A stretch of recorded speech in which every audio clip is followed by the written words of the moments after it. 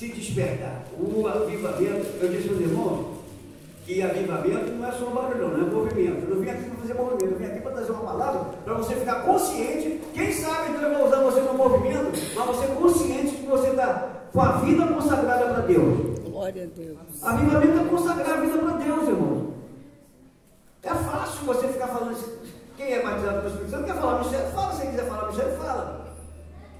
Porque o Espírito Santo, irmãos, ele permite que você fale. Se de qualquer igreja, você pode falar mistério. Agora também, se ficar imitando, fingindo, ele também conhece fingimento. Conhece, irmão, a própria turma. Ele conhece aquela pessoa que está de máscara. Deus não bota máscara para se apresentar diante de Deus. Meu Deus. Tem que se apresentar diante de Deus, irmãos, atrás das máscaras, limpo, sem máscara. Na língua da música, que dizem que cantar atrás das máscaras é cantar sem equipamento, cantar totalmente livre. Então a gente precisa disso, de ter consciência de que Deus tem cuidado de nós. Então a gente observando, já 10 anos depois de que eles já sabiam que a situação do Reino do Norte estava ruim, eles já estavam cativos, mesmo assim, o povo de Judá entra no procedimento da carnalidade. O grande problema nosso, a gente tem uma facilidade muito grande de se envolver com o sistema. O crente não pode se envolver com o sistema mundano, irmão.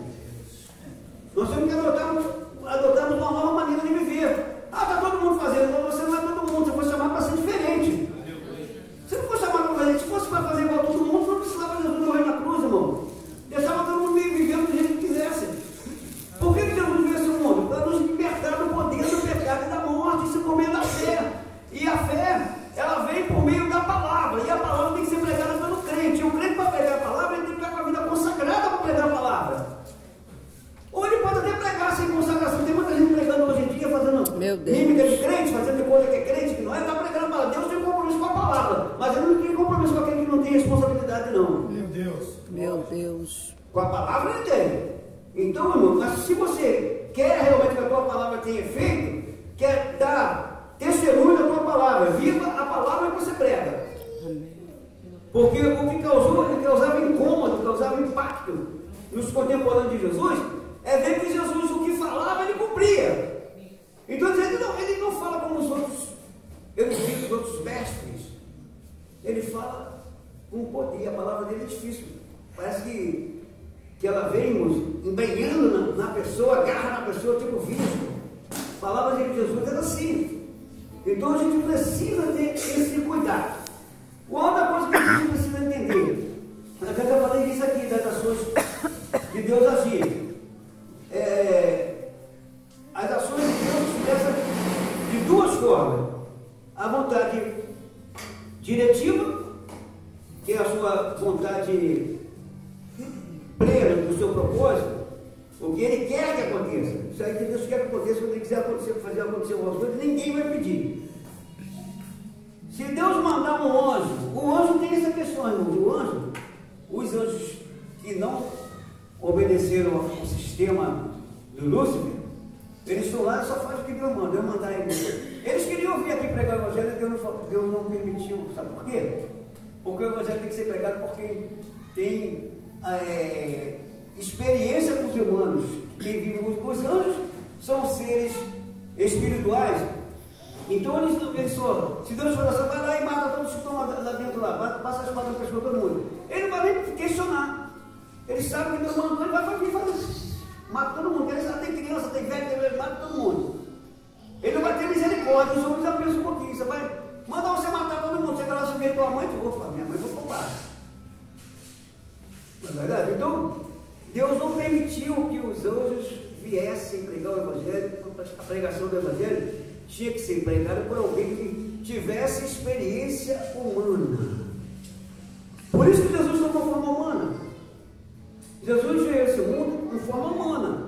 Se ele viesse aqui simplesmente na sua divindade, quem poderia deter? Quem poderia prender Jesus? Quem poderia causar transtorno na vida de Jesus? Jesus veio aqui, irmão, para pagar o preço. Ele veio em nosso lugar, pagar o preço do resgate das nossas almas.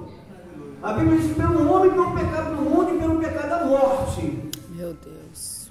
Mas Deus havia prometido, lá no capítulo 3 de Gênesis, versículo 15, que da semente da mulher nasceria um que esmagaria a cabeça da serpente. Quem é esse um?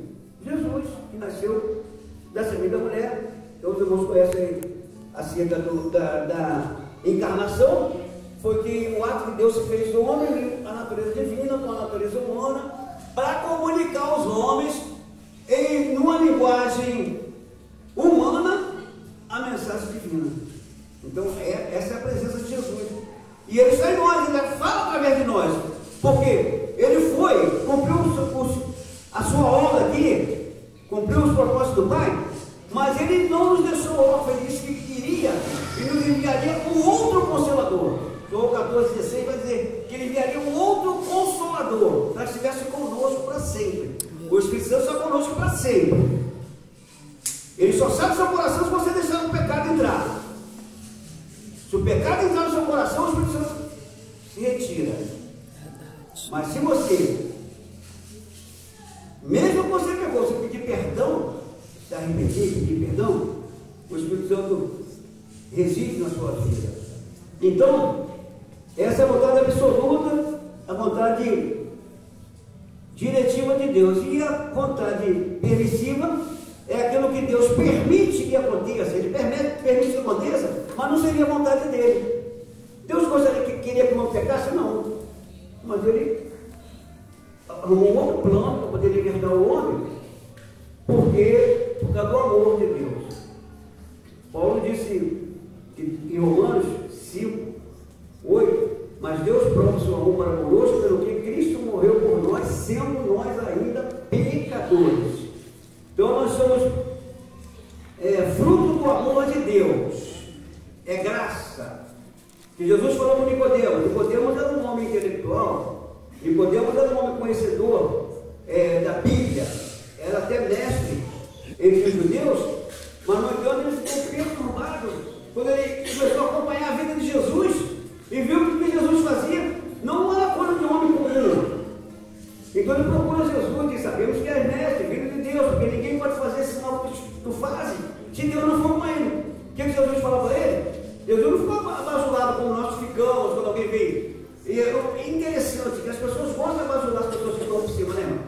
Ah, chegou o pastor presidente, todo mundo querendo abajular o pastor presidente. Não, o pastor presidente é um ser humano, irmão. Não precisa abajular, não. Tem que reconhecer e respeitar. Você deve respeito ao seu pastor presidente, não abajulamento. Então, o que acontece é isso, as pessoas gostam de abajular. Jesus disse para ele: é necessário você nascer de novo. Aí ele ficou: mas como pode não nascer de novo? Então ele era inteligente, sabe? Até mestre, mas ele não compreendia as coisas de Deus. E Jesus falou: é difícil mesmo de compreender, porque o vento sopra onde quer e ouve a sua voz, mas ninguém sabe de onde vem e para onde vai, porque é mistério, é milagre, é Deus quem faz, na hora que Ele quer fazer. E essa é a vontade absoluta dele. Outra coisa que é bom que a gente entenda, que Deus não quer que o homem peque,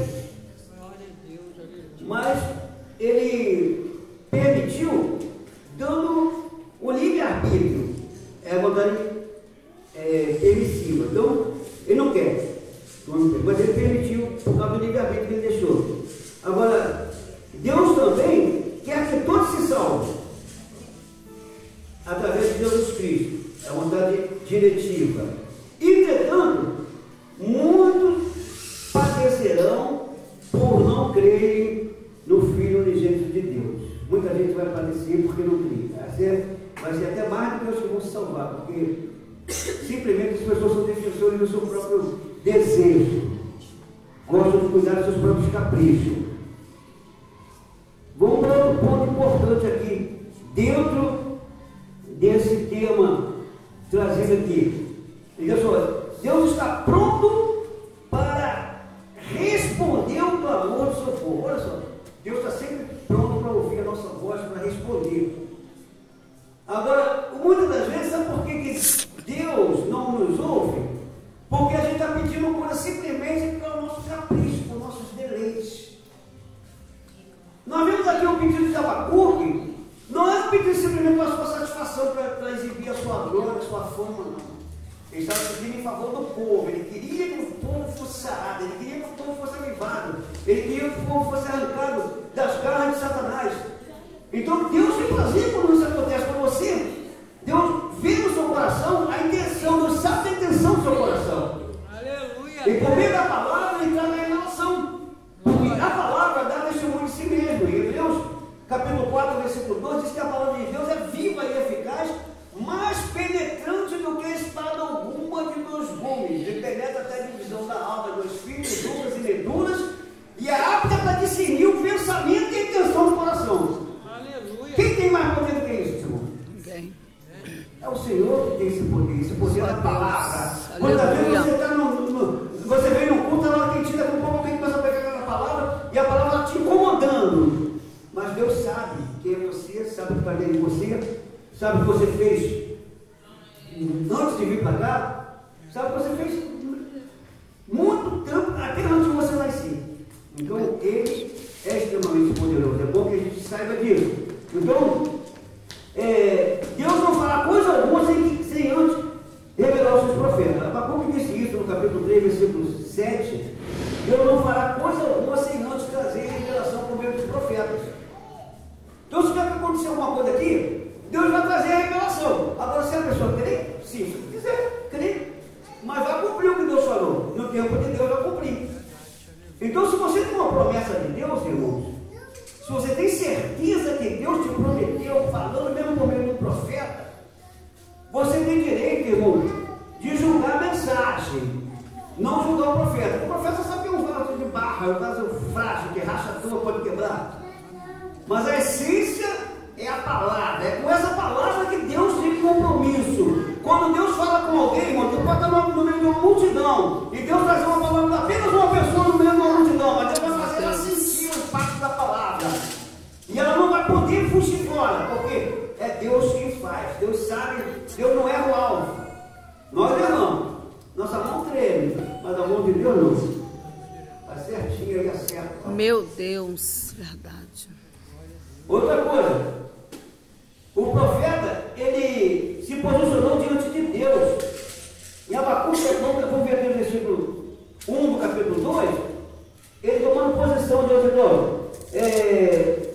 Sobre a minha guarda estarei, sobre a fortaleza me apresentarei e vigiarei para ver o que fala comigo e o que eu responderei quando eu for arguido. Arguido é argumentado. A palavra arguido é de argumentar.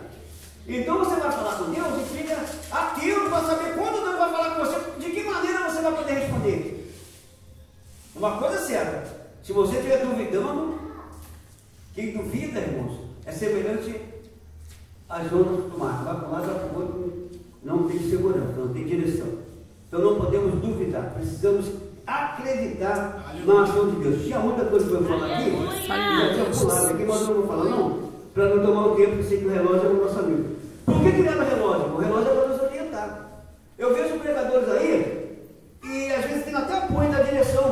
O cara vem, chega atrasado, igual eu cheguei hoje eu cheguei com um justificado, cada posição. Chega atrasado, aí o cara se incomoda com o horário, ele quer descontar o que ele chegou atrasado na mensagem. Aí vai passar a mensagem 9h30, amanhã quem vai trabalhar cedo? A maioria dos pregadores, no outro dia vai dormir até tarde. E quem vai ralar vai sair de casa, tem gente que sai de casa 3h30 da manhã. Tem que ser respeitado isso, irmão. Infelizmente, muitos não respeitam isso. E acaba causando transtorno. Aí muitas pessoas deixam de ir aos cultos, porque já sabem que vai passar muito da hora, eu tenho que chegar cedo, aí não vai. Mas que nós possamos nos ordenarmos, porque o Espírito Santo, crente avivado, não vive perdendo o horário de culto. Eles procuram chegar cedo e procuram terminar o culto na hora certa, para poder, porque você está avivado, está na força do Espírito Santo. Porque você vai sair daqui, mas o Espírito Santo não vai sair de você, não, ele vai continuar contigo. Aleluia, glória a Deus. Amém? Então, como eu disse, eu tenho que terminar esse aula, eu deixei só 2 minutos para o outro fazer o seguinte puder. Então, irmão, quero agradecer o convite que me fizeram, o pastor me fez aqui, e agradecer a atenção de vocês. Por certo, como eu disse antes, Eu não sou avivalista, eu sou pregador de falar a verdade. Se você quiser obedecer, bem, aí você vai se avivar depois. Mas se você achar que, só para um momento de, pega aqui, fala isso com o seu irmão. Irmão, tem culto aí que faz a gente ficar com raiva. Faz, irmão. Pega seu irmão, fala isso com o seu irmão. Profetiza para o teu irmão, quem profetiza é a palavra, o poder da palavra. Glória a Deus. Se eu estou falando a palavra, se você não quiser obedecer a palavra, não sabe que eu estou mandando você pegar em um, virar cambalhota, isso não vai resolver nada. É o poder da palavra que muda a história. Amém? Que Deus abençoe e nos guarde. Eu sou grato pela oportunidade em nome de Jesus.